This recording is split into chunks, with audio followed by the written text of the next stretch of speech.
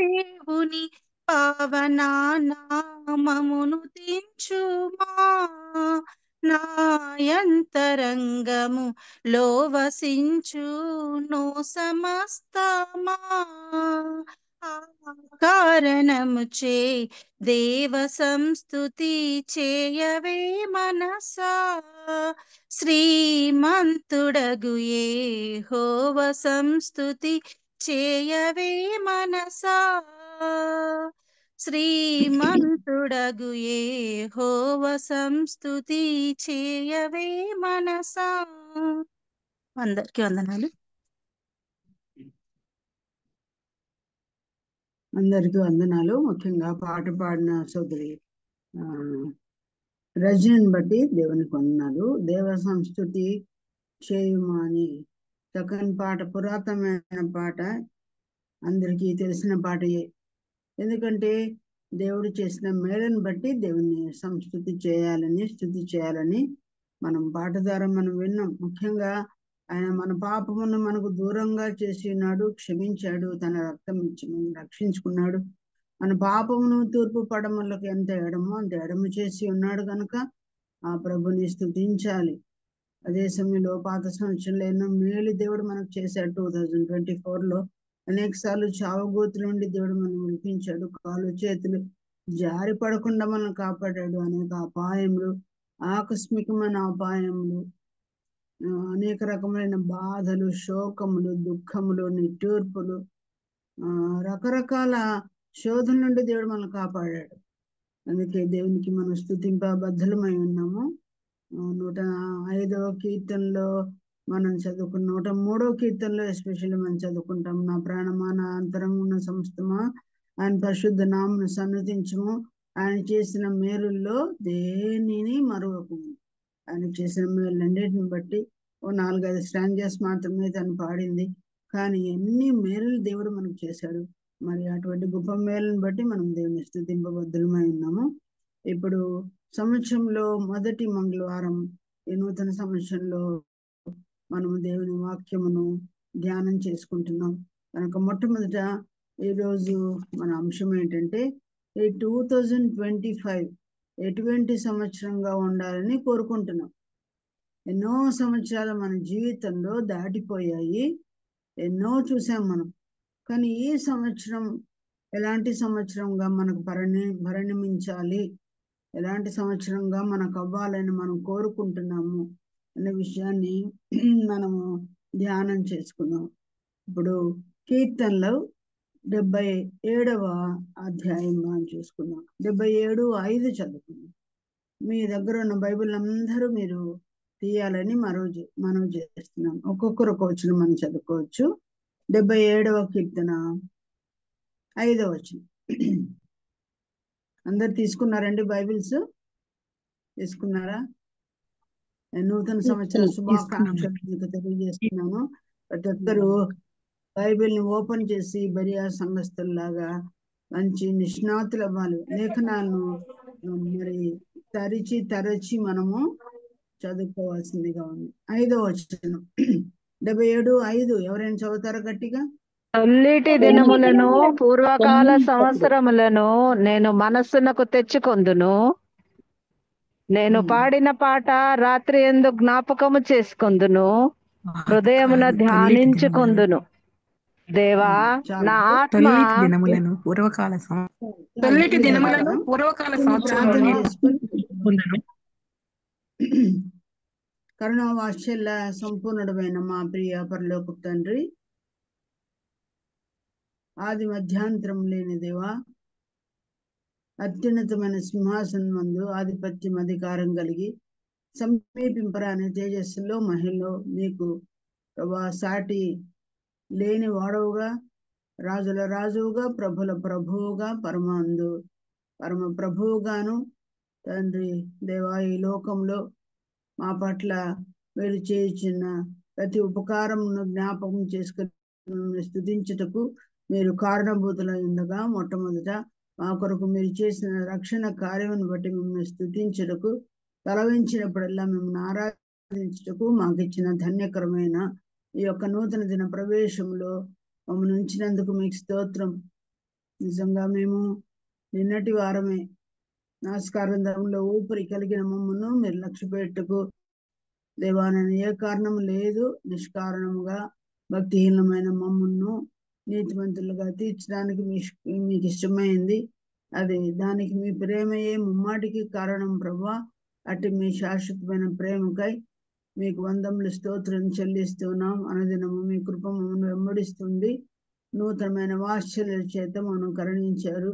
ఈ సంవత్సరం కూడా బ్రతకనిమ్ము అని మా ఆత్మీయ తోటమాలిగా మీరుండి ప్రభా తండ్రి యొద్ద వేడుకొని మమ్మల్ని ప్రభా ఈ సంవత్సరం కూడా బ్రతికింప చేసినందుకు దేవా మీ కృపాదానముగా మాకు ఇవ్వబడిన నూతన సంవత్సరం బట్టి మేము స్తుతిస్తూ ఆరాధిస్తూ ఉన్నాము ప్రభా. అనేక కార్యములు రక్షణ కార్యంతో పాటు ఎన్నో చేశారు. మేము దైవ సంస్థితి చేయడానికి మేము ఇష్టపడుతున్నాం. తెలియని అపాయంలో మరణ గండాలు, శోధనలు, దేవ బాధలు, తండ్రి మనోవేదనలు, తండ్రి మరణ అపాయములు రకరకములుగా మా మీదికి, కుటుంబాల మీదకి, వ్యక్తిగతంగా భార్యాభర్తల మీదకి, సంఘములో ప్రభా సేవలు, అనేక విధములైన ప్రతి విధమైన తండ్రి నాన్న ఎరుపు ఇబ్బందుల నుండి వాళ్ళు తప్పించి కాపాడినందుకు మీకు స్తోత్రం.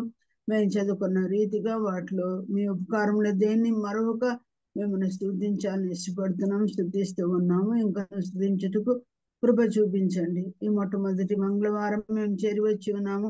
గత కాలం అంతట్లో ప్రతి దినము మీరు నేర్పిస్తూ వచ్చిన వాక్య భాగములన్నిటి బట్టి మీకు వందనాలు. మా చుట్టూ త్రవ్వుతూ దేవ ప్రతి నిమిషము నీ వాక్యం నీరును కట్టుతూ ఫలాల కొరకు ఎదురు చూస్తున్నారు ప్రభా. ఫలభరితమైన చెట్లుగా ఉండడానికి, ప్రతి నెల కాపులు కాయడానికి దేవా మా ఫలమును మీకు అందించడానికి, మా సంఘములలో తండ్రి ఫలాల తోరణం మీకు అందించడానికి మీ కృప చూపించమని ప్రార్థన చేస్తున్నాం దేవా. ఈ వాక్య భాగంలోకి మేము వెళ్తూ ఉండగా మీ పరిశుద్ధాత్మ ద్వారా మీరే మాతో మాట్లాడండి. మేము మెరుగైన సంగతులు మాతో మాట్లాడమని, మరుగైన మన్నాను దాచబడిన ధనముగా మీ వాక్యమును మాకు అందింప చేయమని, ఇదివరకే నాకు ఈ విషయాలు తెలుసు అని నీవు చెప్పకుండానట్లు నేను నీతో నూతనమైన విషయాలు మాట్లాడుతానన్నారు. కొత్త విధానంలో మీరు మాతో మాట్లాడండి. మేము నేర్చుకోవాలి ప్రభా. గ్రహింపలేని గొప్ప సంగతులు, గూఢమైన సంగతులు తెలియజేస్తున్నారు. అలాగా ఆశ్చర్యకరమైన నీ బోధ మాకు అనుగ్రహించమని, ఆనాడు గొర్రెల కాపరుల ద్వారా మీ తల్లి అని పిలువబడిన మరియతో మాట్లాడగా ఆమె ఆశ్చర్యంతో వాటన్నిటిని తన మనసులో దాచుకుంది. అలాగ మేము దాచుకున్నట్టుకు అనేకులతో పంచుకోవడానికి మీ కృపను అనుగ్రహించమని, మాతో మాట్లాడి మహిమ పొందుకోమని యేసయ్య అతి పరిశుద్ధమైన ఎన్నికైన పుణ్య నామంలో మిమ్మల్ని స్తుతించి వేడుకొని ప్రార్థిస్తున్నాము తండ్రి.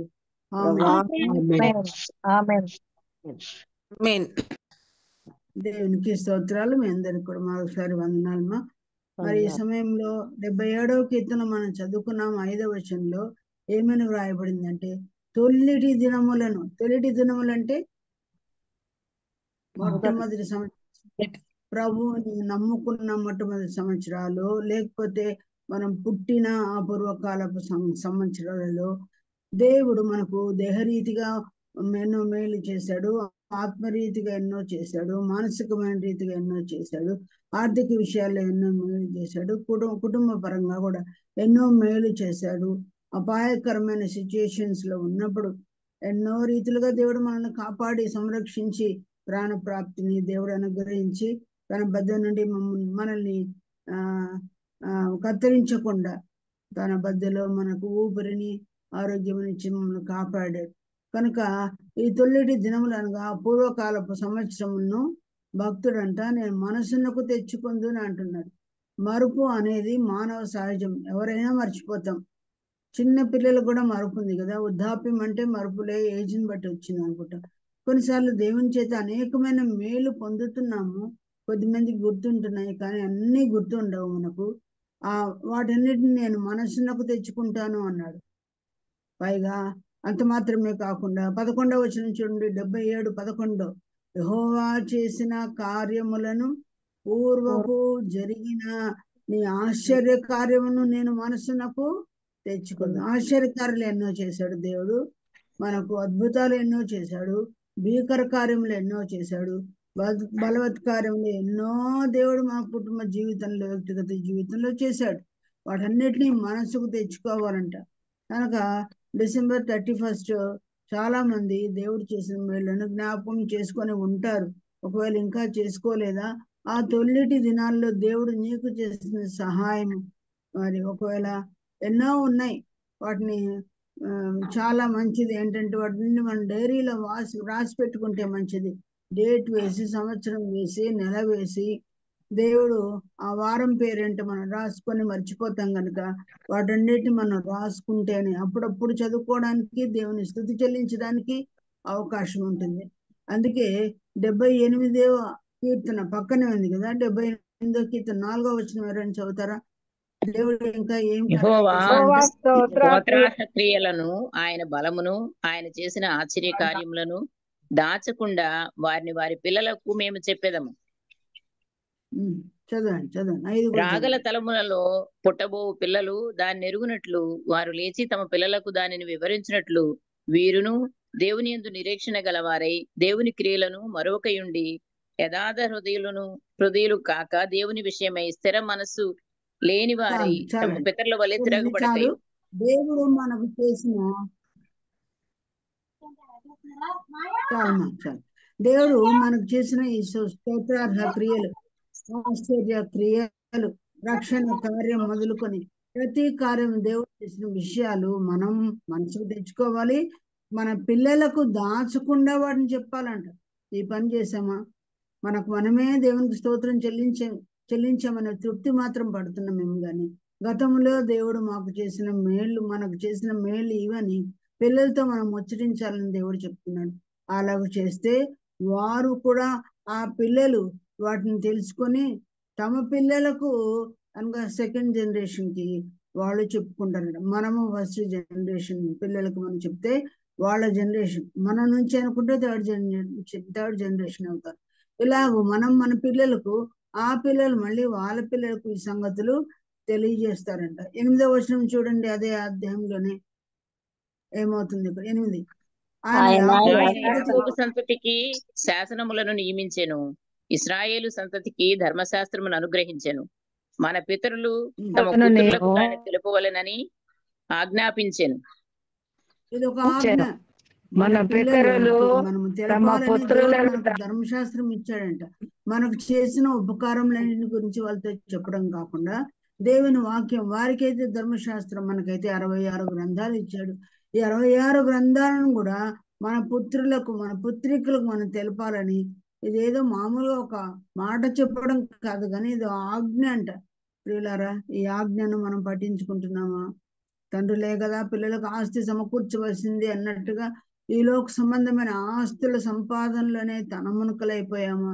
యాకోబుకు 12 మంది పిల్లలైతే ఎల్లప్పుడూ వారి కొరకు ఆస్తులు సంపాదించడంలోనే నిమగ్నుడై ఉన్నాడు. కానీ చాపవేసి అన్నాడైనా కూర్చుండబెట్టి 4 భార్యలకి 12 మంది పిల్లలకి వాక్యం చెప్పే మరి లేకపోతే ఆ టైం ఆయనకు దొరకలేదేమో అని అనిపిస్తుంది.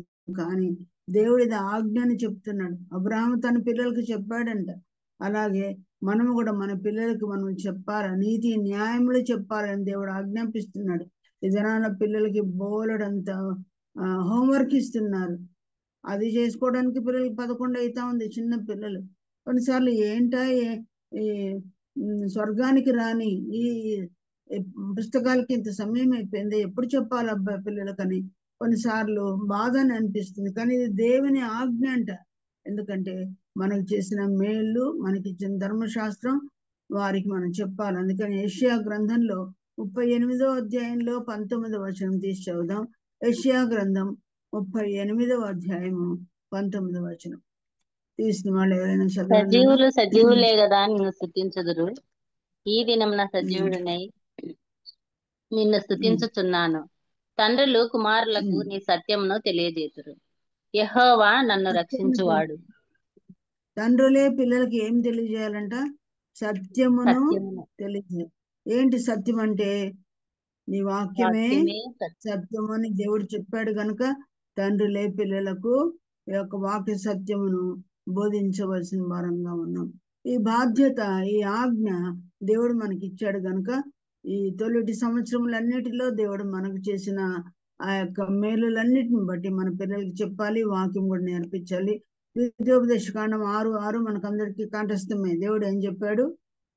నీవు కూర్చుంటున్నప్పుడు, నీవు లేచినప్పుడు, నువ్వు ప్రయాణం చేయనప్పుడు నేను ఇచ్చిన ఆజ్ఞలన్నిటిని బట్టి నువ్వు పిల్లలతో నీవు మాట్లాడాలని చెప్పారు. కనుక మన పిల్లలకు కూడా దేవుని యందు నమ్మక ఇచ్చేటట్టు ప్రార్థన చేయాలి. అందుకే గిద్యోను కూడా అంటాడు, మనకు తెలుసు కదా, న్యాయాధిపతుల గ్రంథము 6వ అధ్యాయంలో, మా పితరులు మాకు వివరించిన ఆ యొక్క ఆశ్చర్యకార్యాలని ఏమయ్యాయి, నువ్వు మాకు తోడై ఉన్నావని మేము ఎట్లా తెలుసుకోవాలా? తోడై ఉంటే ఇన్ని బాధలు మాకు వస్తాయని ఆ దూత కనపడినప్పుడు ఆయన మాట్లాడుతున్నాడు. కానీ వాళ్ళ పితరులు గిద్యోనికి వివరించారంట. మరి మన పిల్లలు కూడా మాకు మా తల్లిదండ్రులు, తాత ముత్తాతలు మాకు వినిపించారు అని మన మీద సాక్ష్యం చెప్పగలిగేటట్లు మనం ఉన్నామా? కనుక ఈ బిజీ వరల్డ్ లో తల్లిదండ్రులు బిజీగా ఉన్నారు, పిల్లలు చదువులతో హోంవర్క్లతో బిజీగా ఉన్నారు. అయినా ఇది ఆజ్ఞాన్ని మనం తలంచి ఎట్లయినా మనము సమయాన్ని సమకూర్చుకొని మన పిల్లలకు చెప్పవలసిన బాధ్యత మన మీద ఉంది.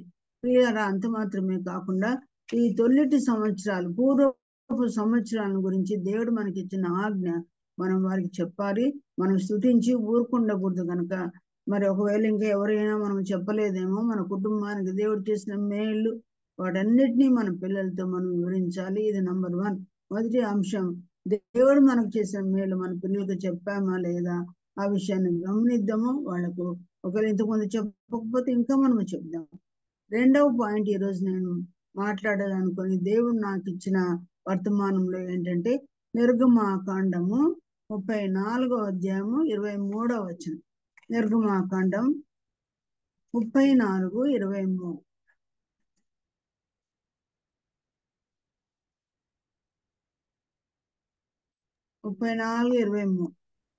సంవత్సరమునకు దేవుడు ముమ్మారు నీ పురుషులందరూ ప్రభువును ఇశ్రాయేలీల దేవుడునైన యెహోవా సన్నిధిని కనబడవలెను.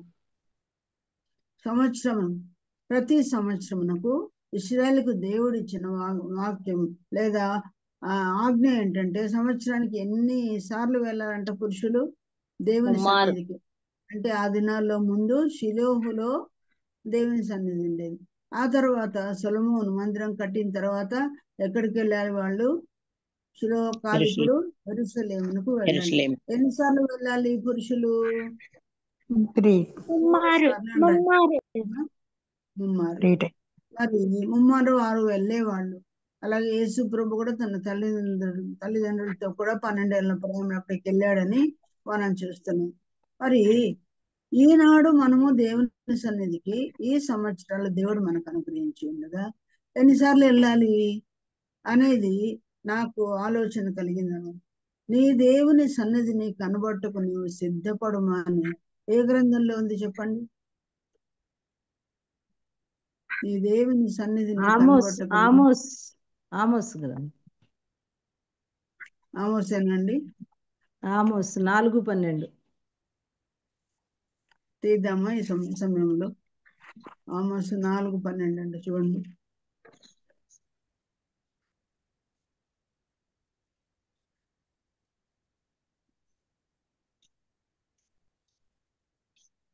కరెక్టేనా? అది కరెక్టే.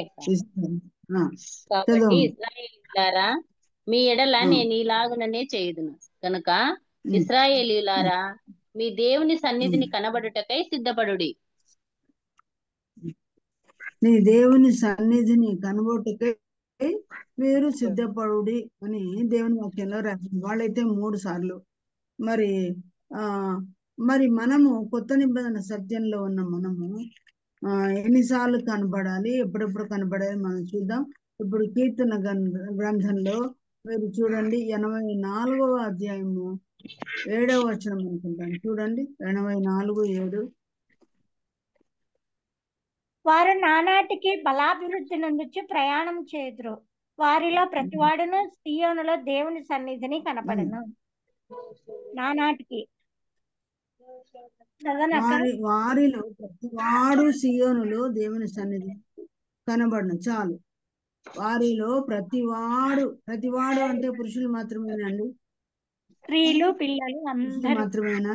స్త్రీలు కూడా, ఒక్కరు కూడా, ప్రతి వాడు దేవుని సన్నిధి ఎక్కడుంది ఆ దినాల్లో? సియోనులో అంటే యెరూషలేములో దేవుని సన్నిధి కనబడును అని చదువుతున్నాం. ఎవరెవరు దేవుని సన్నిధికి వస్తారో వారందరూ నానాటికి బలాభివృద్ధి పొందుతారు. ఈనాడు సియోన్ అంటే దేవుని సంఘం. సంఘానికి ప్రతి వాడు రావాలి అని, ప్రతి వాడికి మీటింగ్స్ ఉన్నాయి కదా. సండే స్కూల్లో పిల్లలకు ఉన్నాయి, స్త్రీల కూడికలో ఉన్నాయి, పురుషులకు మరి ఆరాధన ఉంటుంది, స్త్రీలకు ఆరాధన ఉదయం ఉంటుంది. అలాగే బైబిల్ స్టడీలో ప్రతి వాడు రావాలి. మరి కొన్ని సంఘాల్లో 2 బైబిల్ స్టడీలు ఉంటాయి, కొన్ని సంఘాల్లో ఒకే బైబిల్ స్టడీ ఉంటుంది. ఒకటే ప్రార్థనా కూడిక శుక్రవారమో శనివారమో ఉంటుంది కదా. ఇట్లా అన్ని కూడికలు ఉన్నాయి. ప్రతి వాడు అన్ని కూడికలకు ఎక్కడికి రావాలి? ఇంట్లో దేవుని సన్నిధి ఉంది కదా, ఇంట్లో నా ప్రేయర్ రూమ్ ఉంది కదా, ఇంట్లో నాకు కుటుంబ ప్రార్థన ఉంది కదా, ఇంట్లో భార్యాభర్తల ప్రార్థన ఉంది కదా అనుకోవడం కాదు. ప్రతి వాడు ఎక్కడికి రావాలి అని ఉంది ఇక్కడ. సియోనులో దేవుని సన్నిధి. దేవుని సన్నిధి ఎక్కడైనా ఉంది కానీ సియోనులో ఉంది అని రాయబడినట్టుగా మనం దేవుని సన్నిధి ఎక్కడైనా ఉంది కదా. ఎక్కడ 2-3 నా నామమున చేరి వస్తే వారి మధ్య నేను ఉంటానని చెప్పాడు కదా. ఏమి చర్చికి వెళ్ళకపోతే ఏమైనా అనుకోవచ్చు కదా. కొన్నిసార్లు వితండవాదాలు చేస్తాము, మనకు అనుకూలంగా వాక్యాన్ని మనము మలుచుకుంటాం అన్నమాట. నేను చేసేది కరెక్ట్ అనుకుంటాం. దేవుని సన్నిధి ఎక్కడుండే దేవుని సన్నిధి? సియోనులో ఉన్న దేవుని సన్నిధి. మన లోకల్ చర్చెసే మనకు సియోను సన్నిధి అని వ్రాయబడింది. కనుక సంఘములో ప్రభు ఉన్నాడు, ప్రభు సన్నిధి ఉంది. ఇప్పుడు ప్రభు సన్నిధి గురించి మరొక మాట మొదటి దినవృత్తాంతం గ్రంథంలో 23వ అధ్యాయంలో చూడండి అమ్మా. 28వ అధ్యాయము 5వ వచనం. మొదటి దినవృత్తాంతములు 28:2లో 8లో యెహోవా నాకు అనేక మంది కుమారులను దయచేసి ఉన్నాడు.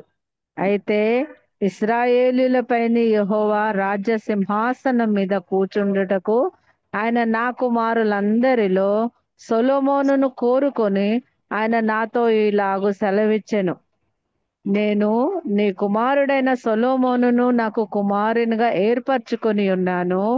నేను అతనికి తండ్రినై ఉందును. అతడు నా మందిరమును నా ఆవరణములను కట్టించును. మరియు నేటి దినమున చేయుచున్నట్లు అతడు ధైర్యము వహించి నా ఆజ్ఞలను నా న్యాయ విధులను అనుసరించిన ఎడల నేను అతని రాజ్యమును నిత్యము స్థిరపరచుదును.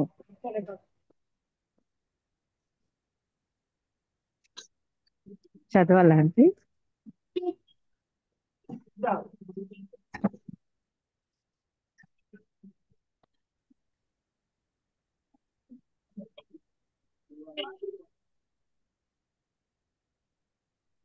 అత్త మ్యూట్ లో ఉన్నారు.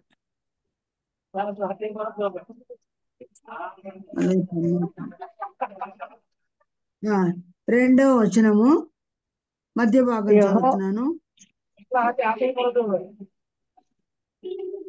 నా మాట ఆలకించుడి. నిబంధన మందసమునకును మన దేవుని పాదపీఠమునకును విశ్రమ స్థానముగా ఉండుటకు ఒక మందిరము కట్టించవలెనని నా హృదయమందు నిశ్చయం చేసుకుని సమస్తమును సిద్ధపరిచితిని. చాలమ్మా. దేవుని పాదపీఠం అంట ఏదండి?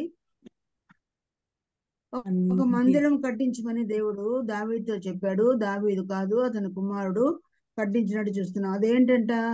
దేవుని పాదపీఠం, మందిరం, విశ్రమ స్థానం, ఆయన కోరుకున్న స్థానం, ఆయన నివాస స్థలం. దేవుడు కోరుకున్న ప్లేస్ ఏంటి? ఇది యెహోవా గవిని, పరలోకపు గవిని అని చెప్పాడు కదా. కనుక దేవుడు మన స్థానిక సంఘాలను దేవుడు కోరుకొని ఒక స్థానమును దేవుని పాదపీఠంగా ఎన్నుకున్నాడు. అది ఆయన విశ్రమ స్థానం అంట, ఆయన రెస్టింగ్ ప్లేస్ అంట. అది ఎక్కడుందో అక్కడికే మనం వెళ్ళాలి. వాళ్ళ సంవత్సరానికి ముమ్మారైతే మనము ఎన్నిసార్లు మనకు నియామక కూడికలు ఉంటాయో అన్నిసార్లు మనం అక్కడికి వెళ్ళవలసిన వారంగా ఉన్నాం. ప్రియులారా, ఈ నియామక కూడికలకు ప్రతి వాడు రావాలని వాక్యంలో ఉంది. చాలా మంది అనుకుంటారు ఈ పొద్దులు లేకపోతే పని పాట లేని వృద్ధులు కదా, అలాంటి వాళ్ళు వెళ్తారు, మాకు చాలా పనులు ఉన్నాయి, చాలా బిజినెస్ పీపుల్ మేము అన్నట్లుగా వారు అనుకుంటున్నారు. కానీ ప్రభు ఏమన్నాడు, ఆయన రాకడ దినము సమీపించుట మరి మరి దగ్గరగా ఉందని అనుకుంటున్నాం మనం. ఆయన రాకడ దినము సమీపించుట చూచుకోలేదు. ఎలా కూడుకోమన్నాడు? మరి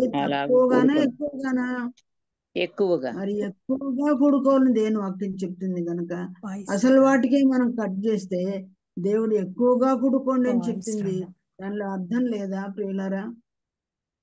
మాకు సమయం లేదని చెప్తున్నట్టుగా వాక్యంలో మనం చూస్తున్నాం. కానీ ప్రభువు ఏం చెప్పాడు ప్రసంగ గ్రంథంలో? ప్రతిదానికి నీ సమయము కలుగునని. ఆ మనస్సు మనం కుదిరించుకుంటే గనక మనమే సమయాన్ని ఆదా చేసుకోగలము. ఆ మనసు ఉంటే మార్గం ఉంటుంది.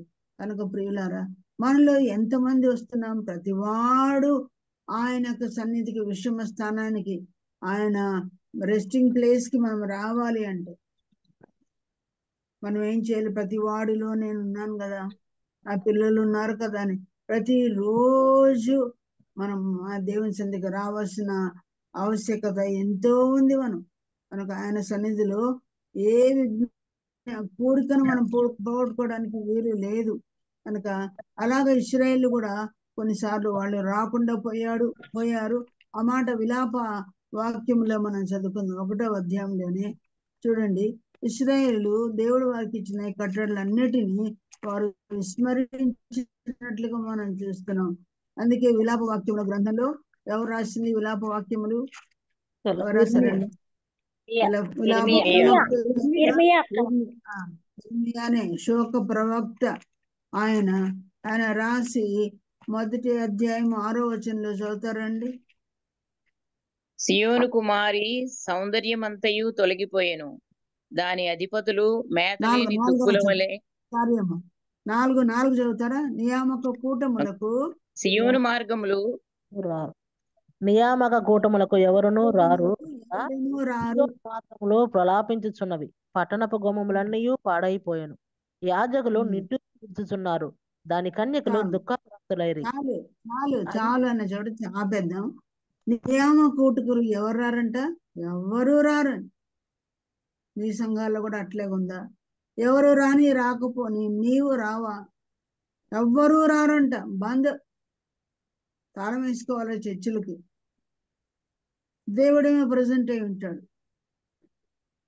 ఆయన విశ్రమ స్థానానికి వచ్చి ఉంటాడు. ఎప్పుడు అక్కడే ఉంటాడు. ఆయన మందిరం, ఆయన కోరుకున్న స్థానం, ఆయన యొక్క పాదపీఠం. ఆయన వచ్చే ఉన్నాడు అక్కడే. కానీ ఎవరూ రారంట కూటాలకి మాత్రం. సియోను మార్గాలు ప్రలాపిస్తున్నాయంట, ఆ దారులు ఏడుస్తున్నాయి, రోడ్స్ ఏడుస్తున్నాయి. మన ఇంటి నుంచి చర్చి వరకు ఏ వీధులు ఉన్నాయో అవన్నీ దాటుకొని మనం వెళ్తూ ఉండగా ఆ దారిలో మనం రాకపోతే అవి ఏడుస్తున్నాయంట. ఇంకా పట్టణపు గుమ్మములన్నీ పాడైపోయాయి. ఎందుకు? ఆ గుమ్మాల గుండా దేవుని మందిరానికి వాళ్ళు వెళ్ళటం లేదు కనుక అలాగ పాడైపోయినాయంట. యాజకులు నిట్టూర్పు విడుచున్నారు. యాజకులు అనగా ప్రీస్ట్ వాళ్ళే కదా దేవుని మందిరంలో పనిచేసేవాళ్ళు, బోధించేవాళ్ళు, వాక్యం చెప్పేవాడు. వాళ్ళు కూడా నిట్టూర్పు విడుస్తున్నారంట. ఇంతగా చక్కగా వాక్యం ప్రిపేర్ అయ్యి వచ్చాం, వారం అంతా ధ్యానించాం, నెలంతా ధ్యానించాం, దేవుని సన్నిధిలో పెట్టి ధ్యానించాం. చూస్తే ఎవరు రారన్నప్పుడు యాజకులు నిట్టూర్పు అంట. ఇంకా 11వ వచనంలో ఎవరు నిట్టూర్పు విడుస్తున్నారో చూడండి. మందిరానికి మనం రాకపోతే దాని కాపురస్తులందరూ నిట్టూర్పు విడుచు ఆహారం వెదుకుదురు. కాపురస్తులు నిట్టూర్పు విడుస్తున్నారంట. 21వ వచనం చూడండి. నేను నిట్టూర్పు విడుచుట విని నన్ను ఆదరించి వాడు ఎవడునూ లేడాయను. నేను అనగా ఇక్కడ ప్రవక్త ఇర్మియా ప్రవక్త నిట్టూర్పు విడుస్తున్నాడు. 22వ వచనంలో వారు చేసిన దుష్కారములన్నీ నా సన్నిధిలో ఉండును, నేను బహుగా నిట్టూర్పులు విడిచిస్తున్నానని ప్రవక్త బహుగా నిట్టూర్పులంట. ఇంకా తండ్రి అయిన దేవుడు ఎంత నిట్టూర్పులు విడిచి ఉంటాడు. మందిరానికి నీవు నేను రాకపోతే నిజంగా దేవుడు, దేవుని పిల్లలు, గుమ్మాలు, అలాగ వీధులు, కాపురస్తులు అందరూ ఏడుస్తున్నారంట. నువ్వు మందిరాన్ని రాకపోతే, నేను రాకపోతే ఏంటి అనుకుంటాను కానీ వీళ్ళందరూ ఏడుస్తున్నట్టుగా చూస్తున్నాం. యాజకులు నిట్టూర్పు విడుస్తున్నారు. నాడు చర్చిలో పాస్టర్స్ ఎంతమంది ఏడుస్తున్నారు, పెద్దలు ఏడుస్తూ ఉన్నారు. ఫలానా సోదరి రాలేదు, ఫలానా అమ్మాయి రాలేదు, ఫలాని బ్రదర్ రాలేదు అని. నీవు నేను రాకపోవడం వల్ల ఎంతమందికి బ్యాడ్ ఎగ్జాంపుల్ గా ఉన్నాం. ఆ అక్కనే రాలేదు. నేను రాలేదు అనుకోండి, మన చర్చిలో ఏమనుకుంటారు, పెద్ద ఆంటీనే రాలేదు, లేకపోతే కెజక్కనే రాలేదు, మేము రాకపోతే ఏంటి అనుకోరా? మనల్ని చూసి వెనుకబాటుతనం చాలా ఈజీగా వాళ్ళు తెచ్చుకుంటారు. కనుక ప్రియులారా, నీవు నేను రాకపోతే దేవుడు ఏడుస్తున్నాడు, మరి కాపురస్తులు ఏడుస్తున్నారు, సంఘంలో పెద్దలు పరిచారకులు ఏడుస్తున్నారు. ఇది మాత్రం మనం గుర్తు పెట్టుకోండి. ప్రతివాడు దేవుని సన్నిధికి రావాలి అంటే ఈ సంవత్సరంలో ప్రభు రాకడి దినం వరకు మరి ఎక్కువగా కూడుకోవద్దా ప్రియులారా? ఇంకా ఈ యొక్క మా దేవుని సన్నిధికి రాకపోతే ఇంకేంటి? జఫన్యా గ్రంథంలో మనం చూద్దాం 3వ అధ్యాయంలో దేవుని వాక్యం అచ్చట కొంత ఇచ్చట కొంత మనకు వస్తుంది కదా. చివరి అధ్యాయం 3వ అధ్యాయం 18వ వచనం ఎవరైనా చదవండి. మా జకర్యా 3:18 నీ నియామక కాలపు పండుగలకు రాలేక చింతపడు నేను సమకూర్చుదును వారు గొప్ప అవమానం పొందిన వారు. కొద్దిమంది దేవుని సంధికి రావడం లేదంట. నియామక పండుగలు అంటే ప్రతి కూడిక మనకు ఒక పండుగ అంట. పండుగ అంటే అందరికి సంతోషమే. ప్రతి ఒక్క నియామక కూడిక ఎవరైతే రారో వారికి గొప్ప అవమానం అంట. ఈ నష్టం మనం ఎరుగుదమా? గొప్ప అవమానం పొందడానికి హేతువయ్యాము మనం నియామ కూడికలకు రాకపోతే దేవునికి దుఃఖం, అనేకులకు దుఃఖం, యాజకులకు దుఃఖం. అదే సమయంలో మనకు అవమానం అంటే మన అవమానం పొందితే మన కన్న తండ్రికి ఎంత దుఃఖము, ఎంత ఆయన ముఖం చూపించుకోగలుగుతాడా? కనుక ప్రియులారా, దేవుని సన్నిధిలో ఆనాడు 3 సార్లు మాత్రమే, ఎందుకంటే చాలా దూర భారం అది. కానీ ఇప్పుడు వీధి వీధికి చర్చిలు ఉన్నాయి, సమీపంలోనే ఉన్నాయి. ఒకవేళ దూరమైనా కానీ ఆఫీసులు దూరం అయితే వెళ్ళమా? పోలీస్ స్టేషన్లకు బస్ స్టేషన్లు దూరం అయితే వెళ్ళమా? అలాగే హాస్పిటల్స్ దూరం అయితే వెళ్ళమా? రైల్వే స్టేషన్స్ దూరం అయితే వెళ్ళమా? షాపింగ్కి దూరం అయితే వెళ్ళమా? దేవుని యొక్క సన్నిధికి బహుదూర ప్రాంతం నుండి సమీప ప్రయాణం చేస్తున్నా ప్రభు. ఇన్ఫినిట్ మైల్స్ అంటే మనము లెక్కించలేని గొప్ప సుదూరం నుంచి దేవుడు ఈ లోకానికి వచ్చినప్పుడు మనము దేవుని సన్నిధి దూరం అనుకుంటే అవుతుందా ప్రియులారా? మరి దేవుడు అవి పండుగ దినాలుగా మనకి ఇచ్చినప్పుడు వాటికి మనం వెళ్ళవలసిన వారంగా ఉన్నాం. 3 సార్లు కాదు, ఎన్ని సార్లు అయినా మనకు పండుగ దినాలే కనుక అక్కడికి మనం వెళ్ళవాలని దేవుడు మనతో చెప్తున్నాడు. తర్వాత ఇలాగ వాళ్ళు వెళ్ళని కారణం చేత విశ్రాంతి దినం అంటే ఏంటో వాళ్ళకి లేకుండా దేవుడు చేశాడంట. 70 ఏళ్ళ చెరకు పంపించాడు వాళ్ళని. ఆ చెరలో విశ్రాంతి దినం ఏమీ తెలీదు, ఏ నియామక పండుగ దినాల వాళ్ళకు తెలియకుండా అయిపోయింది. అసలు ధర్మశాస్త్రమే లేకుండా చేశాడంట దేవుడు. వాళ్ళు అక్కడికి వెళ్తే ధర్మశాస్త్రం లేదు. ఇవన్నీ కూడా విలాప గ్రంథంలోనే రాయబడింది. విశ్రాంతి దినం అంటే ఏంటో వాళ్ళకి ఆదివారం మనం మర్చిపోయినట్టు శనివారం అనేది వాళ్ళకి విశ్రాంతి దినం మర్చిపోయారంటండి. అయ్యో ఈరోజు ఆదివారమా అనుకుంటున్నామా? మనము ఆదివారం వెళ్ళకపోతే మర్చిపోతాం. బైబిల్ స్టడీస్ మనం వెళ్ళకుండా ఉంటే మర్చిపోతాం. చాలా మంది ఇప్పటికీ కూడా ప్రభు రాకడ సమీపమైంది, సండే గోయింగ్ చిల్డ్రన్ మాత్రమే ఉన్నాయి. సండే మాత్రమే అటెండ్ అవుతున్నారు. అదేంటి? నీకొద్దా నియమ కుడికలు? వాక్య ఉదకం చేత కడిగించుకోమా? ఆ పండగకు మనం రామా? దానికి మనం గైర్హాజర్లా? మనము ఏళ్ళ తరబడి అదేంటో స్పెషల్ పీపుల్ ఆదివారం మాత్రమే అటెండ్ అవుతుంది. బోధకుడికి వద్దా? ఆదివారం మిశ్రిత జనాంగం లాగా అన్ని రకాల అనుభవం కలిగిన వాళ్ళు వస్తారు. కనుక సంపూర్ణంగా బైబిల్ బోధ వారికి ఉండదు. రకరకమైన ప్రజలు ఉంటారు. కానీ ప్రభు నమ్మిన వారే ఆ యొక్క నియమ కూడికలకు బైబిల్ స్టడీస్కి వచ్చినప్పుడు ప్రత్యేక అంశం మీద, ప్రత్యేకమైన బుక్ మీద మాట్లాడినప్పుడు సంగతి మనకు అవగాహన అవుతుంది. కనుక స్పెషల్ కూడికల్లాగా దేవుడు మనకి ఇస్తూ ఉండగా సండే గోయింగ్ బిలీవర్స్ లాగా మాత్రమే కాకుండా ప్రతి పండుగ దినాన్ని ఇలాగా దాన్ని మనం భావించి దేవుని సన్నిధికి రావాల్సిన వాళ్ళంగా ఉన్నాం. సరే, 3వ పాయింట్ ఈరోజు నేను మాట్లాడాలి అనుకునేది ఏంటంటే, ఈ 2025 సంవత్సరం నీకు ఎలాంటి సంవత్సరంగా ఉండాలనుకుంటున్నాను? మామూలుగా గడిపేసే సంవత్సరం అనుకుంటున్నామా? తొలిటి సంవత్సరాలు ముందు పూర్వకాలపు సంవత్సరం ఎలా దాటిపోయి ఇది కూడా అట్లాగే దాడిపోతుంది, నథింగ్ స్పెషల్ అని అనుకుంటున్నామా? ఈ సంవత్సరం మనకు ఎలాంటి మరి సంవత్సరంగా ఉండాలని అనుకుంటున్నామో కీర్తన గ్రంథం 65వ కీర్తన మనం చూద్దాం. 65వ కీర్తన 11వ వచనం. చదవండి. 65:11.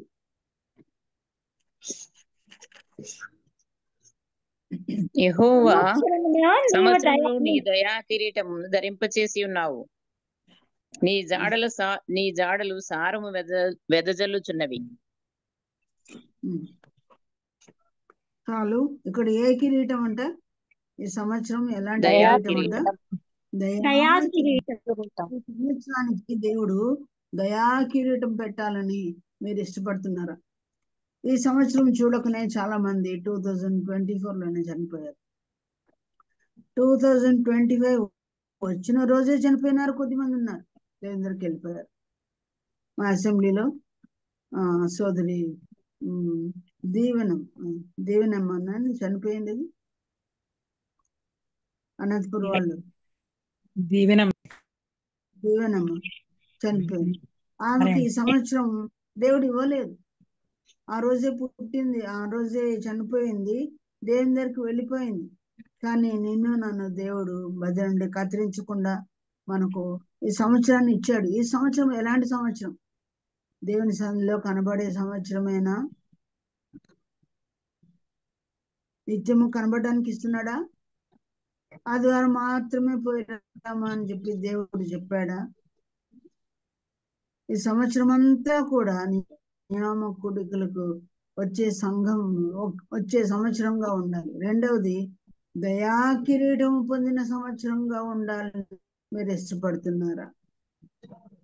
సంవత్సరానికి ఒక కిరీటం పెట్టేశాయంట దేవుడు. దయా కిరీటం అంటే ఈ సంవత్సరం జీవించబోతున్న మనం అందరూ దయతో కూడిన దేవుని దయతో కూడిన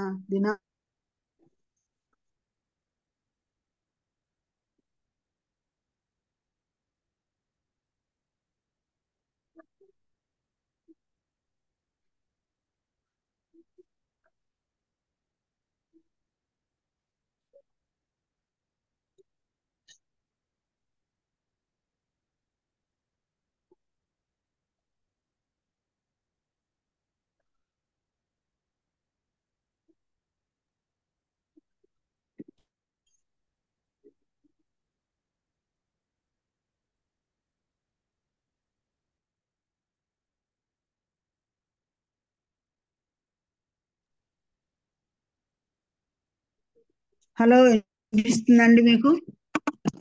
ఎప్పుడు వినిపెడుతుంది అక్క? వరకు వినిపించలేదక్క, ఇప్పుడే హలో, వినిపిస్తుంది. వినిపిస్తుందమ్మా? అక్క వినిపిస్తున్నదక్క ఇప్పుడు.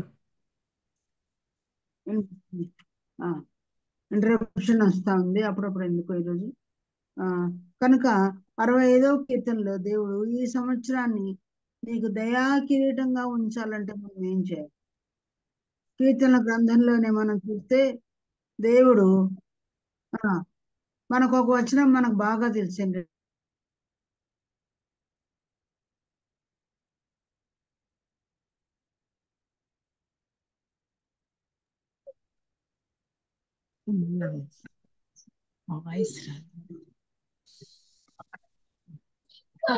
రాలేదక్క వాయిస్.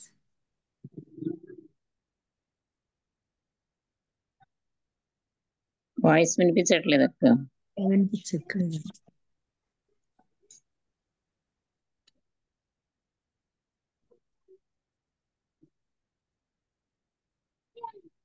వాక్యంలో మనకు తెలుసు. మ్యూట్లో ఉంచుకోండిమా, మ్యూట్లో ఉంచుకోండి. దేవుడు దయగల వారిపై దయ చూపిస్తాడని వాక్యంలో ఉంది. అలాగైతే దయగల వారికి దయాన్ని విత్తనాన్ని విత్తిన వారికి దేవుడు దయ చూపిస్తాడంట. ఈ సంవత్సరం అంతా మనము దయాపరులుగా ఉన్నట్లయితే దేవుడు ఈ కిరీటాన్ని, దయా కిరీటాన్ని ఈ సంవత్సరానికి పెట్టేవాడుగా ఉన్నాడు. నీ విషయంలో, నా విషయంలో మనం దయాళుడమై ఉన్నామా?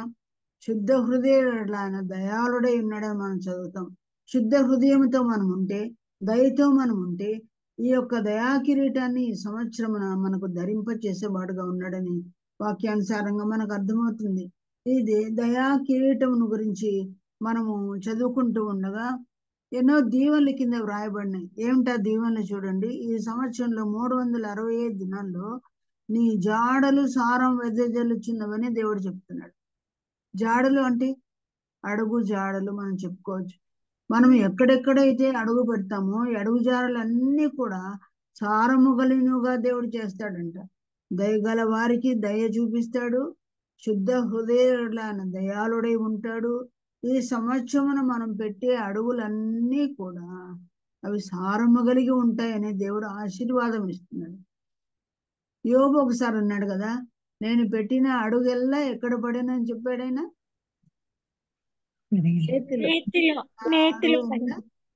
నేతిలో పడెను. మనం వేసే అడుగులు నేతిలో పడాలి అంటే, మన అడుగు జాడలలో సారము రావాలంటే, ఆత్మీయ అడుగు జాడల్లో లేదా శరీర సంబంధ ప్రతి ప్రయత్నంలో, ప్రతి అడుగులో సారము కలిగి ఉండేటట్లు, ఆశీర్వాదకరంగా ఉండేటట్లు, నేను అడుగు పెట్టిన స్థలం అంతా ప్రభు నాకు ఇచ్చాడు అని ఏ భక్తుడు ఉన్నాడు చెప్పండి? అడుగు స్థలం వల్ల ఎవరికి ఇచ్చాడు దేవుడు? పాత నిబంధన గ్రంథంలో దేశంలో అబ్రహాముకి ఇచ్చాడు. యెహోషువ కదా, అడుగు పెట్టిన ప్రతి స్థలము దేవుడు ఆయనకి ఇచ్చాడు.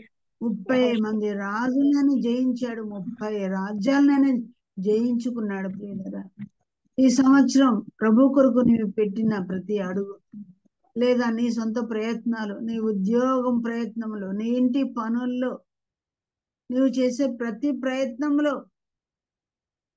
నీ అడుగుజాడల సారం, నీ అడుగెల్లా నీతిలో పడినట్టు, నువ్వు స్వతంత్రించుకునే భూమిగా ఉన్నట్లుగా చేయాలంటే ఆయన దయా కిరీటముగా ఈ సంవత్సరం మీకు ఉండనట్లుగా మీ ఆశను ప్రభువుకు చెప్తారా? మీ ఆశను ప్రభువుకి తెలియజేస్తారా? ప్రభువా, ఏదో నిన్న సంవత్సరం జరిగిపోయినట్టు మన సంవత్సరం జరిగిపోయినప్పుడు మామూలుగా జరిగిపోయే సంవత్సరంగా కాదయ్యా, ఇది ఒక దయా కిరీటముగా నాకు దయచేయి ప్రభువా. నేను అడుగు పెట్టే ప్రతి స్థలం నాకు తండ్రి ఆత్మీయంగా నేను చెప్పే వాక్యం చెప్పే ప్రతి చోట కూడా విజయోత్సవంతో నన్ను రేగించు ప్రభువా. సారము నాలో ఎసెన్స్, నీ సారాంశం ప్రభువా, నీ సారము నాకు దయచే, నీ వాక్య సారాంశంతో నేను నింపబడినట్లుగా చేయి ప్రభువా. 92వ కీర్తనలో ఒక మాట ఉంది, ఎవరైనా చెప్పగలరా? 92:15. నీతిమంతులు సారము కలిగి పచ్చగా ఉంటారు. పచ్చగా ఉందరంట నీతిమంతులకు సారం. ప్రభువా, నాకు సారం లేదు, నా దేహంలో సారం లేదు, నా ఎముకల్లో సారం లేదు, నా నరాల్లో సారం లేదు, నాలో సత్తా లేదు, ఒకే ఆకార పుష్టి నైవేద్య నష్టి అంటారే, అట్లా ఉన్నాను నేను అని క్లెయిమ్ చేసుకోండి ఈ వాగ్దానం.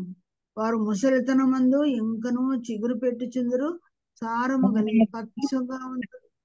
ఎండిపోయిన చెట్టుగా ఉన్నామా? సారం కలిగిన చక్కగా మనం ఉన్నామా? ఇంకనూ చిగురు పెడుతున్నామా? ఎవరి కర్ర చిగురించిందంటండి మందసంలో? కర్ర చిగురించినట్టు నేను ఎండిపోయిన చెట్టుగా ఉన్నాను ప్రభు. సారమే లేదు, సారం లేని ఏమన్నా అన్నట్టుగా సారం లేని వాళ్ళగా మనం ఉన్నామా? దేనికి పనికి రాకుండా ఉన్నామా? పుట్టికి రావు, స్వర్గానికి రావు అన్నట్లుగా ఉన్నామా మనం? సారం లేని మాటలు, రుచికరమైన మాటలు కాకుండా, జ్ఞానంతో నోరు తెరవకుండా, దేనిలోనూ కూడా సారం లేని వాళ్ళగా ఉన్నాము. ప్రభువా, ఈ సంవత్సరం నా మాటల్లో సారం దయచేయి ప్రభువా.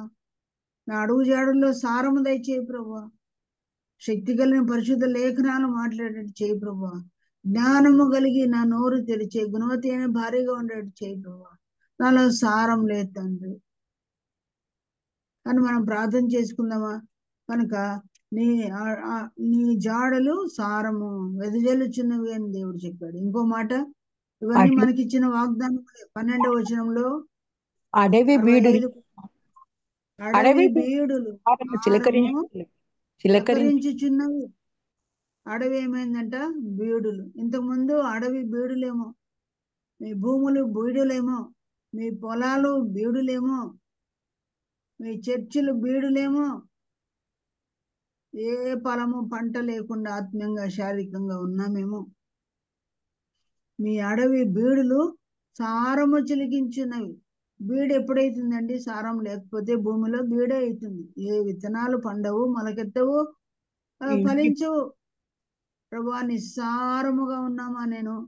నువ్వు ఎంత వాక్యం చెప్తున్నా, ఎంత రివేస్తున్నా, సారం లేకుండానే ఉన్నానా నేను? ఫలం లేకుండా నేను ఉన్నానా?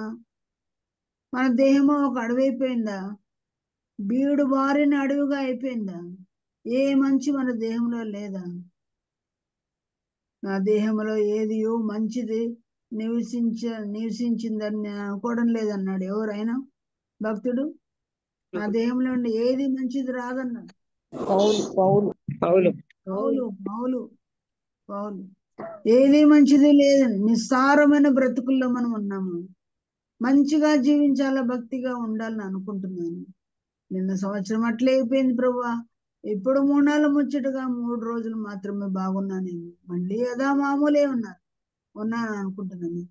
అడవి బీడు లాగానే ఆత్మీయ జీవితం ఉందా ప్రియ సోదరి? ప్రార్థనలో ఇంప్రూవ్మెంట్ లేదా? ఆశ లేదా? చేసుకున్న నిర్ణయాలు, భాషలు, దేవునితో చేసిన ప్రమాణాలన్నీ కూడా వీగిపోయినాయా? అడవి బీడులు సారము చిలకరించుచున్నవని చెప్పలేకపోతున్నామా? మామూలుగా ఉందే జీవితం? ఎక్స్ట్రా ఆర్డినరీగా ఉందా? ఈ సంవత్సరం దేవుడు బ్రతికించిన దానికి ఫలితం ఏంటి? ఏ చేంజ్ లేనప్పుడు, ఏ ప్రయత్నము మనం చేయనప్పుడు గాల్లో దీపం పెట్టి దేవుడా దేవుడా అన్నట్లుంటే, మన ప్రయత్నం ఏమీ లేకపోతే దేవుడు తన చేతి సహాయం ఎలా మనకు అందిస్తాడు? ఆశ ఉన్న ప్రాణమే కదా తృప్తిగా ఉంటుంది అని దేవుడు చెప్పాడు. ఆశలు ఏమీ లేకపోతే దేవుని చెప్పాను, దేవుడు నిలబెట్టుకునేలే కాదు. మన ప్రయత్నం ఏంటి? ఏకుజాన ప్రార్థనలేంటి? వాక్య ధ్యానంలో ఇంప్రూవ్మెంట్ ఏంటి? ఎంతవరకు చదవాలంటే దేవుని వాక్యం దివారాత్రులు దాన్ని ధ్యానించేవాడు అన్నాడు. ధ్యానంలో ఎంత సమయం దేవునికి వినియోగిస్తున్నాము? నిన్న సంవత్సరానికి ఈ సంవత్సరానికి ఏ తేడా లేకపోతే మనం ఏం ప్రయత్నం చేసినట్టు? నీ అడుగు జాడలు సారమున్నవి చిన్నవి అంటే అర్థం ఏంటి? అడవి బీడులు సారము చిలకరిస్తున్నాయంట. మనలో సారం లేకుండా జీవిస్తున్నాము. నా దేహము, నా ఆత్మ, నా మనసు బీడు బారిపోయింది ప్రభువా. సారం లేదా? నీవు ఇస్తున్నావు సారం. నేను తీసుకొని తిని ప్రయత్నిస్తే, ప్రవర్తిస్తేనే కదా అని మనం ప్రార్థన చేసుకోవాలా. సారం ఎలా వస్తుందో, ఎలాంటి సారం దేవుడు మనకి ఇస్తున్నాడు? యెషయా గ్రంథం 30వ అధ్యాయంలో చూడండి. యెషయా గ్రంథం 3వ అధ్యాయము 30వ అధ్యాయము 24వ వచనం చదువుకున్నాం. భూమి సేద్యం చేయు ఎడ్లును లేత గాడిదలను చేటతోనూ జల్లెడతోనూ చెరిగి జల్లించి ఉప్పుతో కలిపి మేత తినును. చూడండి, ఇక్కడ గాడిదలు ఇలాంటి పశువులు ఏం చేస్తున్నాయంట? ఎలాంటి ఆహారం తింటున్నాయి? అవి ఉప్పుతో కలిపిన ఉప్పు కలిపిన లేదా లేత గాడిదలను చేటలతోనూ జల్లెడతోనూ చెరిగి జల్లించి ఉప్పుతో కలిసిన మేత తినను. సేద్యము చేసే మందలకే రకరకాలైన మందలు ఉన్నాయి ఇక్కడ కదా. గాడిదలు అంట, ఎడ్లు కదా, ఇవన్నీ ఉన్నాయి. తర్వాత వీటికి ఎలాంటి ఆహారం అంట? చేటలతో జల్లెడతో చెరిగి జల్లించి ఉప్పు కలిపిన మేత తిన్నాను. చూడండి, ఎవరైనా ఇట్లా శుభ్రమైన ధాన్యం పెడతారండి? ఎవరైనా మీలో మీ ఇంటికి కూడా పశువులు ఉంటాయి, మీ తోటలకి మీ పొలాలకు ఉంటాయేమో కదా. వాళ్ళకు మీ మందకి ఇట్లాగ ఎవరైనా చేసి పెట్టే వాళ్ళు ఉన్నారు? చేటతో జల్లెడతో చెరుగుతారా? చెరిగి మళ్ళీ ఉప్పుతో కలిపిన మేత పెడతారా? ఒకవేళ కొన్ని పాలిచ్చే ఆవులకు, గేదెలకు స్పెషల్ ఫుడ్, గానుగ చెక్క ఇవన్నీ అంటారు, ఇట్లాంటివి పెడుతున్నారేమో కానీ ఈ కష్టకాలంలో, కరువు కాలంలో ఎవరైనా పశువులకి ఇంత నీట్ గా పెడతారా? శుభ్రంగా జరిగించి. కానీ ఆయన మంద అయిన మనకు ప్రభు ఏం చేస్తున్నాడు చెప్పండి? దేవుని వాక్యం మమ్రే ఫుడ్, శ్రేష్టమైన ఆహారం మనకి ఇస్తున్నాడు కదా. కొండ తేనెతో నేను నిన్ను తృప్తిపరుస్తాను అన్నాడు కదా. ఇంకేమన్నాడు? ఆత్మీయ ఆహారం మంచి గోధుమల పంటతో నేను తృప్తిపరుస్తాను అన్నాడు కదా. పశువులకే యజమానులు ఇలాంటి పెట్టరు ఈ దినాల్లో, కానీ మనకు దేవుడు ఇంత శ్రేష్టమైన ఆహారం ఇస్తున్నాడు. కొండ తేనెతో మనల్ని తృప్తిపరుస్తున్నాడు. సారం కలిగిన మేత మనకు పెడుతున్నాడు. మమ్రే అనగా శ్రేష్టమైన ఆహారం దేవుడు మనకు పెడుతున్నాడు. పుష్టికరమైన ఆహారం, కరెక్ట్ వర్డ్ అది. పుష్టికరమైన వాక్యాన్ని దేవుడు మనకు అనుగ్రహిస్తున్నాడు. ఏ దేవుడు ఏ జనాంగమునకి ఇలాగూ చేయలేదండి. కనుక ప్రియులారా, ఏ దేవుడు ఇవ్వని ఈ మంచి ఆత్మీయ మేత మనకి ఇస్తున్నాడు కాబట్టి మన సారం వెదజల్లే వాళ్ళుగా, సారం చిక్కిరించి మరి ఏమనుంది అక్కడ? సారము చిలికించుచున్న వారంగా మనం ఉన్నాము. దేవుడు ఇటువంటి వాక్యాన్ని మనకి ఇస్తున్నందుకు దేవునికి ఎంతగా స్తుతులు చెల్లించు. ప్రత్యేకలో వివరిస్తున్నాడు, మరి పాత నిబంధనలో వివరిస్తున్నాడు, కొత్త నిబంధనలో వివరిస్తున్నాడు. చిన్న ప్రవక్తుల గ్రంథాల నుండి, పెద్ద ప్రవక్తుల గ్రంథాల నుండి, హిస్టరీ నుండి దేవుడు మనతో మాట్లాడుతున్నాడు. పద్య గ్రంథాల నుండి దేవుడు మాట్లాడుతున్నాడు. ప్రియులారా, ప్రవచన గ్రంథాల నుండి దేవుడు మాట్లాడుతున్నాడు. గూఢమైన సంగతులు మనతో మాట్లాడుతున్నాడు. వీటన్నిటిని మనకు ఇచ్చే ఈ యొక్క దయా కిరీటముగా ఈ యొక్క సంవత్సరం ఉంటున్నట్లుగా మనకు దేవుడు ఎన్ని మేలు చేస్తున్నాడో చూడండి. ప్రభువా, ప్రతిరోజు ఒక పండుగ దినంగా చేయండి. ప్రతి ఒక్క వాక్యము నేను వివరించబడుచు ఉండగా వీటితో సారాన్ని కలిగి జీవించే బిడ్డగా నన్ను చేయమని మనం ప్రార్థన చేసుకోవాలి. ఇంకా కొండలు ఆనందమును నడికట్టుగా ధరించుకుని ఉన్నవి అన్నది. కొండలు, మన కొండలు ఇక్కడ రాయబడింది కదా. మన అడవులు, మన జాడలు, అడుగు జాడలు అని రాయబడుతూ కొండలను గురించి 12వ వచనము 2వ లైన్లో రాయబడింది.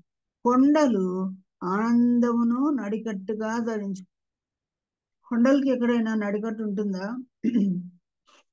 మన జీవితంలో కొండల అనుభవం అంటే ఆత్మీయంగా అభివృద్ధి చెందిన వారు కొండలు. కింద ఉంది లోయలు సస్యంతో కప్పబడి ఉన్నవని. లోయలు అనగా ఇప్పుడిప్పుడే ప్రభుని నమ్ముకున్న వారు, బిగినర్స్ గా ఉన్నారు ఆత్మీయంగా. కొండలంటే సీనియర్స్ గా ఉన్నవాళ్ళు, వయసుని బట్టి సీనియర్స్, అనుభవాన్ని బట్టి సీనియర్స్, మీరు ఎలాగైనా అనుకోవచ్చు. కొండలుగా అన్ని తెలిసిన వారుగా, నేర్చుకున్న వారుగా ఉన్నవారు ఆ కొండలు ఆనందమును నడిగట్టుగా ధరించుకొని ఉన్నట్టు అన్నారు. ఆనందమే నడికట్టు అంటే, ఆనందమే ఒక నడికట్టు. నడికట్టు అంటే నడుమని అక్షరార్థంగా తీసుకోవచ్చు. నడికట్టు అంటే మనసు అని కూడా రాయబడింది కదా. మీ నడుము కట్టుకున్నాడు అంటే మీ మనసు కట్టుకున్నాడు అని. మనసులో ఏది ఉండాలంట? ఆనందం. కొత్త సంవత్సరంలో ప్రవేశించిన ఆనందం లేదా? పాత సంవత్సరంలో ఎట్లుందో ఇప్పుడు అట్లే ఉందా? ఆత్మీయ ఆనందం ఉందా?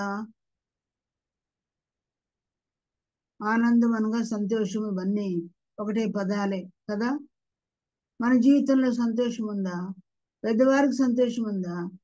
ఇప్పుడిప్పుడే ప్రభు నమ్ముకున్న వాళ్ళకి సంతోషం ఉందా? ప్రభు అన్నాడు కదా, ఏ సంతోషం అంటే చెప్పన సత్యమును మహమాయుక్తమైన సంతోషం. చెప్పడానికి లేనంత సంతోషం దేవుడు మనకి ఇచ్చాడు. దేవుడు చెప్తే ఆ సంతోషం దేంతోనే నష్టమైపోయిందేమో, ఏదో వచ్చిందేమో.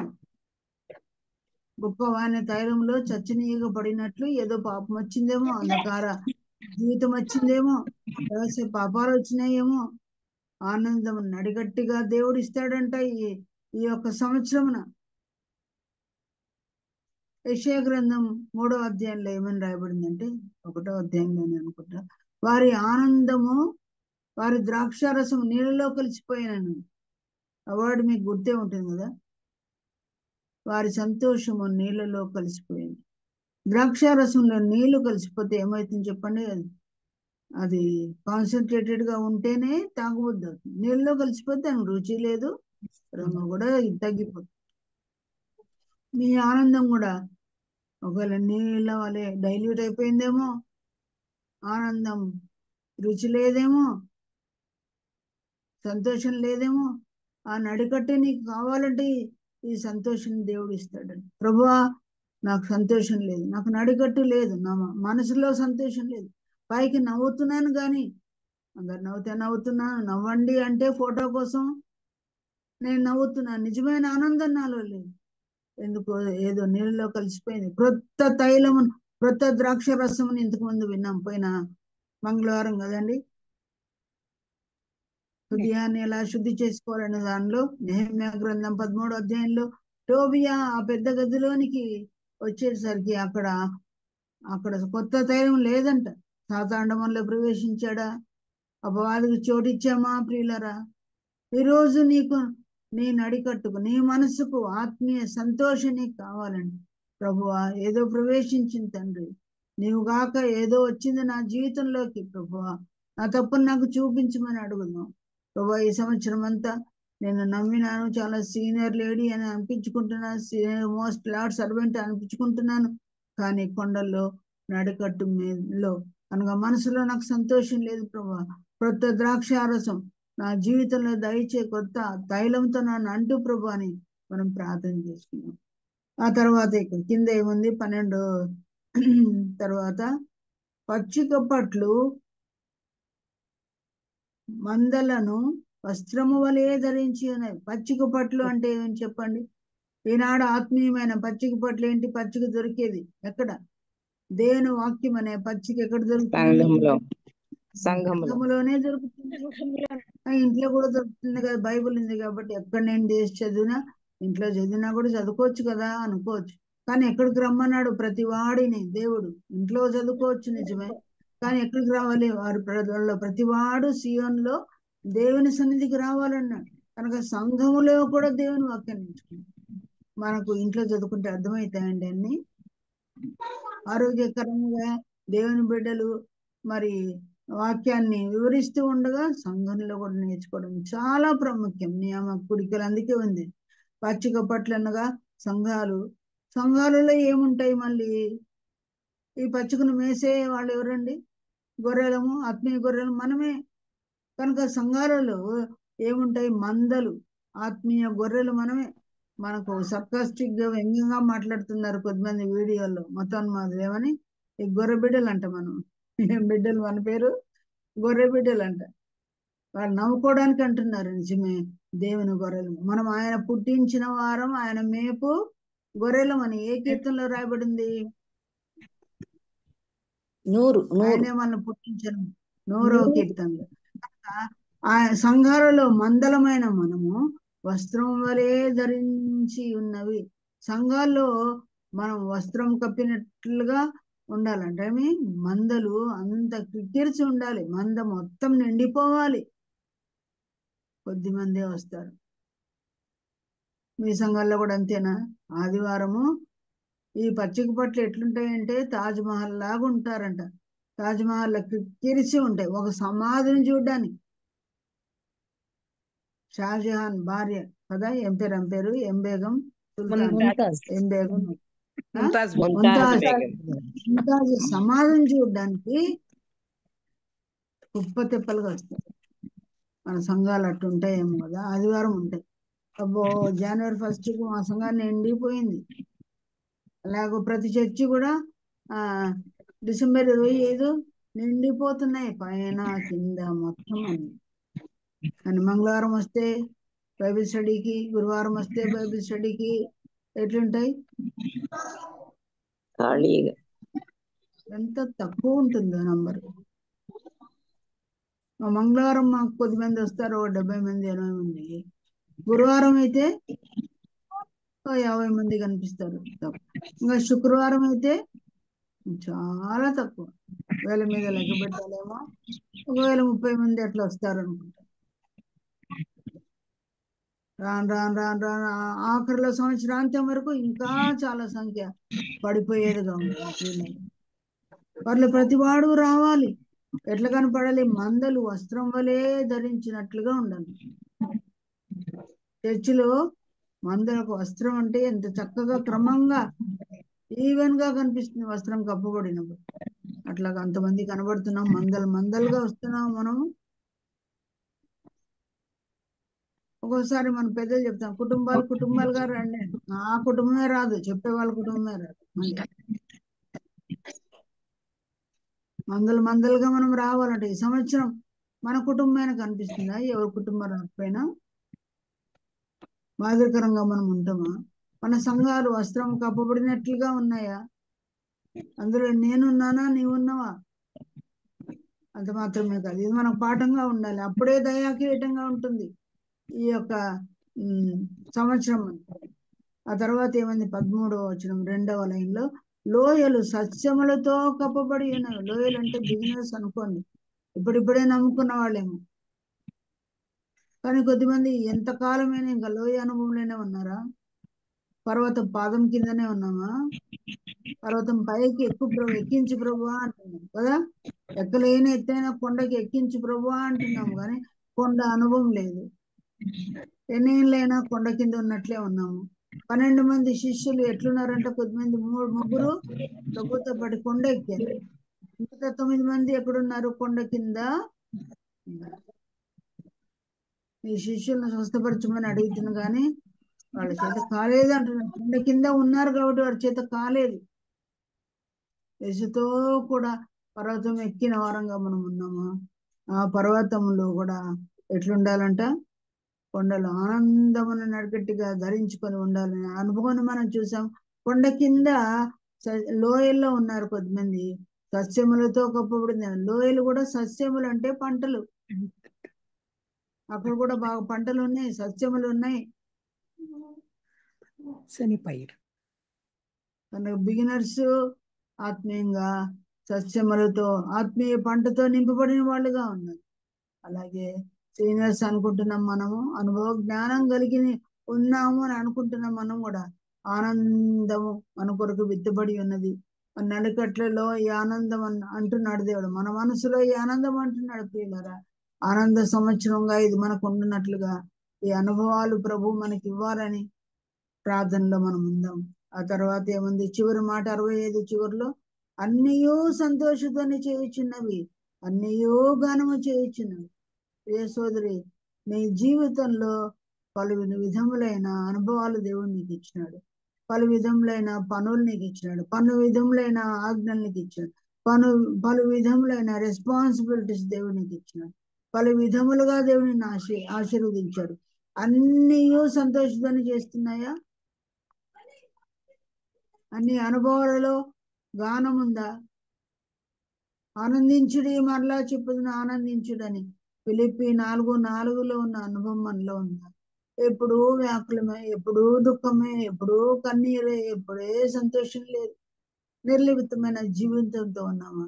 ప్రభు, ఈ దినమున, ఈ సంవత్సరమున అన్నీయో నావన్నీయో ఏమో నీ బిలాంగ్స్ ఏంటో నాకు తెలియదు. ఇక్కడే అన్నాడు కదా దేవుడు, ఈ సంవత్సరం ఈ జాడలు, నీ అడుగు జాడలు, నీ కొండల మీద అనుభవం, నీ పచ్చిక పట్లు, నీ సంఘాలు, నీ ఆత్మీయ జీవితం, నీ సస్యములు, నీ లోయలు, నీకేమేమి ఇచ్చినాడు దేవుడు, నీ బిలాంగింగ్స్ ఏమున్నాయి, నీకు చెందినవి ఏమున్నాయో వాటన్నిటిలో సంతోషధ్వని ఉందా లేదా? కొన్ని విషయాల్లో ఆనందం, కొన్ని విషయాల్లో దుఃఖం ఉందా? అన్నీయో ఆనందధ్వని చేస్తున్నాయా? అన్నీ సంతోషధ్వని చేస్తున్నాయా? లేకుంటే దేవుని అడుగుదామా, నాకు ఆనందం కావాలి ప్రభా, ఆత్మీయ ఆనందమే ప్రభా, ఆత్మీయ సంతోషమే ప్రభా, నా అన్ని యాంగిల్స్ లో, అన్ని కోణాల్లో నాకు ఆనందం ప్రభా. అప్పుడే అది నాకు దయాకిరీటంగా ఉంటుంది తండ్రి. ప్రార్థన చేద్దాం. అట్లుగా 13వ పాయింట్, ఇది నాకు దయాకిరీటంగా ఉండేట్టు చేయమని. తర్వాత 34వ అధ్యాయం యెషయా గ్రంథము 8వ వచనం చూడండి. 34:8 చదువుకుందాం. ఈ సంవత్సరం మనకు ఎలాంటి సంవత్సరంగా ఉండాలనుకుంటున్నాం? 38:4 ఎవరైనా చదువుతారు నాన్న త్వరగా? 34:8. అది యెహోవా చదవండి. సియోను వ్యాజ్యమును గూర్చిన ప్రతీకార సంవత్సరము. యెహోవా ప్రతిదండన చేయి దినము,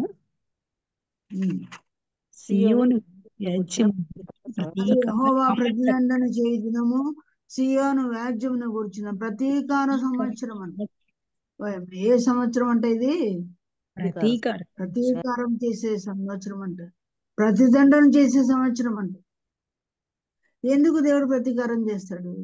ఎందుకు ప్రతిదండన దినంగా దేవుడు చేస్తాడంటే, ఇప్పుడు 61వ అధ్యాయం 2వ వచనం చూడండి. 61:2 2వ వచనం. 61:2 యెహోవా హితవత్సరమును మన దేవుని ప్రతీకార దండన దినమును ప్రకటించుటకును, దుఃఖాక్రాంతులందరినీ ఓదార్చుటకును, సియోనులో దిక్కించి వారికి ఉల్లాస వస్త్రం ధరింప చేయుటకును నన్ను పంపాడని పెద్ద వచనం ఇక్కడ రాయబడింది. ఇక్కడ 2 మాటలు ఉన్నాయి.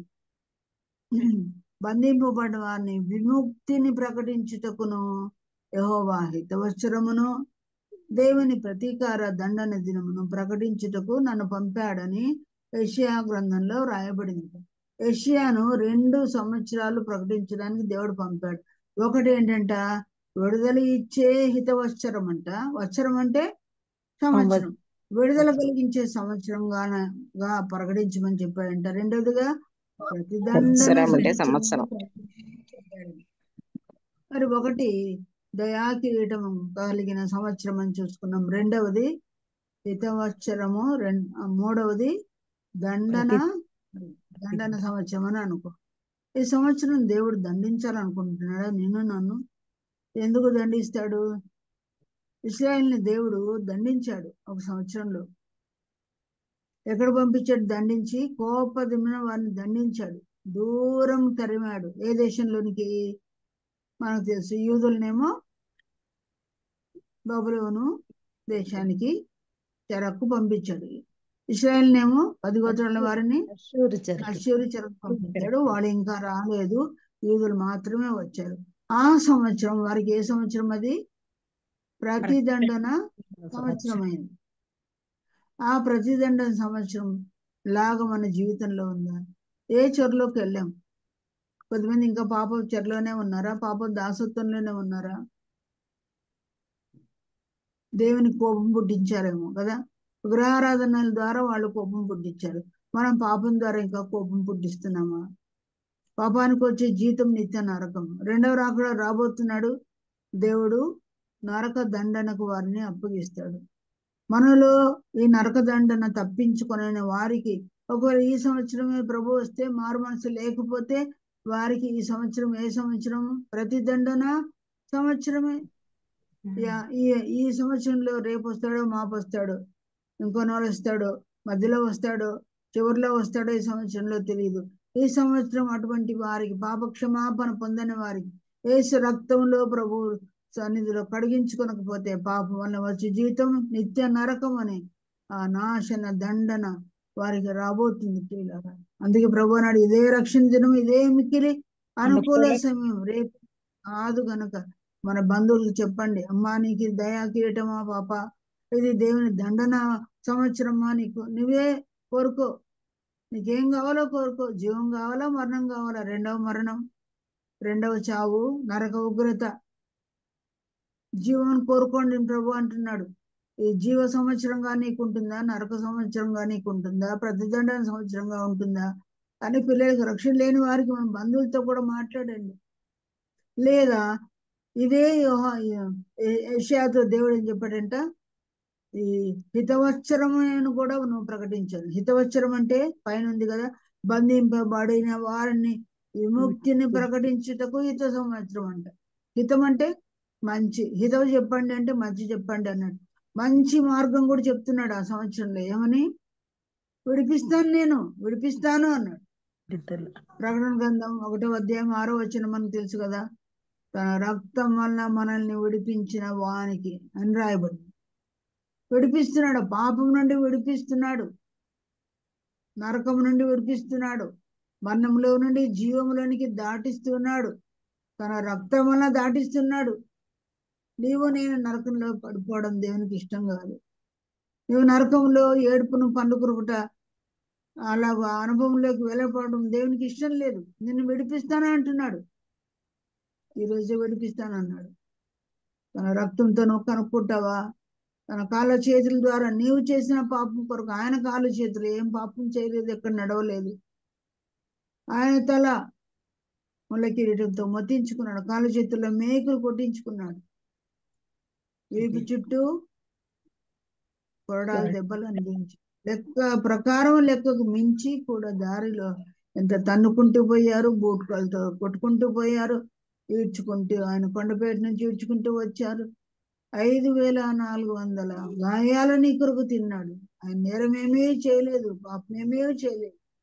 కానీ నీ కొరకు నీ స్థలంలో నీకు ప్రతిగా నీకు బదులుగా ఆ స్థిరంలో ఆకాశమును భూమికి మధ్యన అవమానకరంగా వేలాడబడి వస్త్రములతో కాదండి, దిగంబరిగా వేలాడదీయబడి చేయని నేరానికి చేయని పాపానికి ప్రధానమైన నిందితుడిగా శిలువలో 3 మేకుల మధ్య వేలాడదీయబడిన ప్రభు, అన్యాయపు తీర్పును పొందిన ప్రభు. ఆయన ఏం చేయలేదు. పవిత్రుడు, నిర్దోషి, నిష్కల్మషుడు, పాపంలో ఎన్నడూ చేరక ప్రత్యేకంగా ఉన్న దేవుడు, పాపల స్నేహితుడుగా, పాపల రక్షకుడుగా ఆయన ఉన్నాడు. ఇంకెవరైనా ప్రభుని నమ్మకపోతే ఆ రక్తంలో, యేసు ప్రభు కాచిన రక్తంలో నీ పాపాలు కడుక్కుంటే నీకు ఇది ప్రజెంట్ సంవత్సరం కాకుండా ఎలాంటి సంవత్సరం అవుతుంది?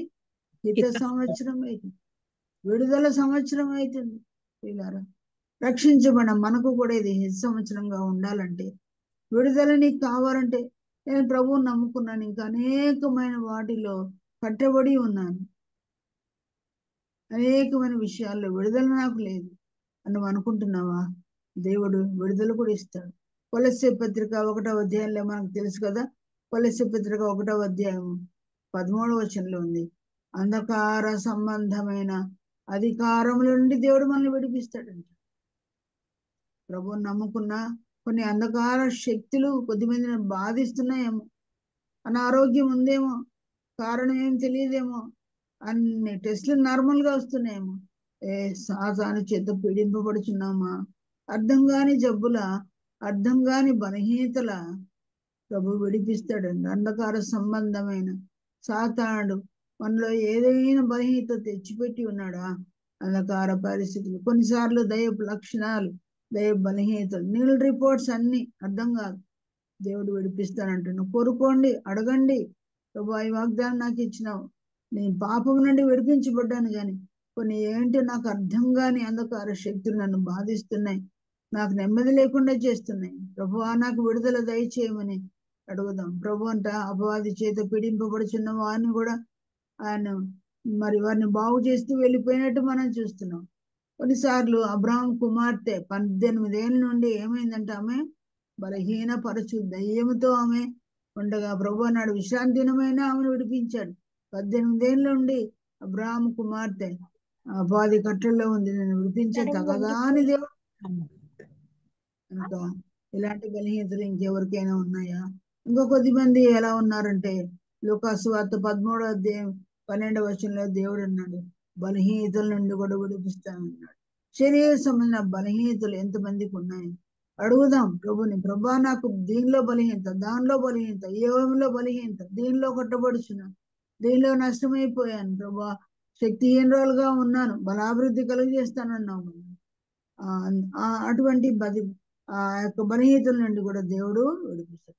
కొద్దిమంది జైలులో ఉన్నారు, వాక్యం చెప్పాడు దేవుడు కదా, చెరలో ఉన్న వారికి నేను విడుదల కలిగిస్తాను అన్నాడు. ఏ చెరైనా కావచ్చు, నీ బ్రతుకులో ఏది చెరగా కనిపిస్తుందో తెలియదు, ఎవరి బాధల్లో ఉన్నావో, ఇంకా విడుదల ఇవ్వని ప్రార్థన అంశాలు ఎన్నో ఉన్నాయి, జవాబు రానివి చాలా. ఇంకా నువ్వు ఇరుకులోనే చెరలోనే ఉన్నట్లే, ఎట్లున్నది అట్లే ఉన్నట్టే కనిపిస్తుంది విడుదల. ఈరోజు ప్రభా ఈ సంవత్సరం నాకు హితవత్సరంగా దయచేయి ప్రభా, విడుదల సంవత్సరంగా చేయి. చాలా రోజుల నుంచి ఈ బంధకాలను ఎప్పుడు తెంచుతావయ్యా ప్రభా, సాయం చేయి. క్లెయిమ్ చేసుకోండి, దేవుడు హితవత్సరంగా చేస్తాడు. మొత్తానికి 4 సంవత్సరాలుగా మనం చదువుకున్నాం. ఒకటి దయాకీటం అయ్యే సంవత్సరం ఉండాలి. రెండవది ఎలాంటి సంవత్సరం? ప్రతిదిన సంవత్సరం కాదు ఉండకూడదు, ఇది విడుదల సంవత్సరంగా ఇది ఉండాలి. మొట్టమొదట మనం చూసుకున్నాం. తొలిటి సంవత్సరములన్నిటిలో దేవుడు చేసిన మేళ్లను బట్టి దేవుని స్తుతించాలి. ఆయన ఉపకారం దేని మరవకూడదు. దేశంలో వాటన్నిటిని గురించి ఎవరితో మాట్లాడాలి? మనము మన పిల్లలతో మాట్లాడాలి. ఇది దేవుని యొక్క ప్రధానమైన ఆజ్ఞ. ఈ 4 సంవత్సరాల గురించిన అనుభవాలను గురించి దేవుడు మనకు చెప్పాడు. అది త్వరగా మనం విన్నాం. మీరు కూడా ధ్యానం చేసి మిమ్మల్ని ఇంకా ఎంత మంచి ఆలోచనలతో దేవుడు నింపుతాడో కనుక అలా జ్ఞాపకం చేసుకొని ఈ వాక్య ప్రకారం నడుచుకోవాలని దేవుని మాటలు మీతో చెప్తూ నేను కూడా వాటిని స్వీకరిస్తున్నాను. దేవుడు ఈ మాటలు మన కొరకే దీవించింది కాక. వందనాలందరికీ. ఈ రోజు మీరు పోస్ట్ చూసే ఉంటారు. రిబికా గారు పోస్ట్ పెట్టారు. అరుంధతి గారి యొక్క భర్త రవి గారు మరి హార్ట్ ఆపరేషన్ చేయబడింది. ఎలా ఉన్నారో రిబికా మీరే చెప్పాలమ్మా. ఆపరేషన్ అయిపోయి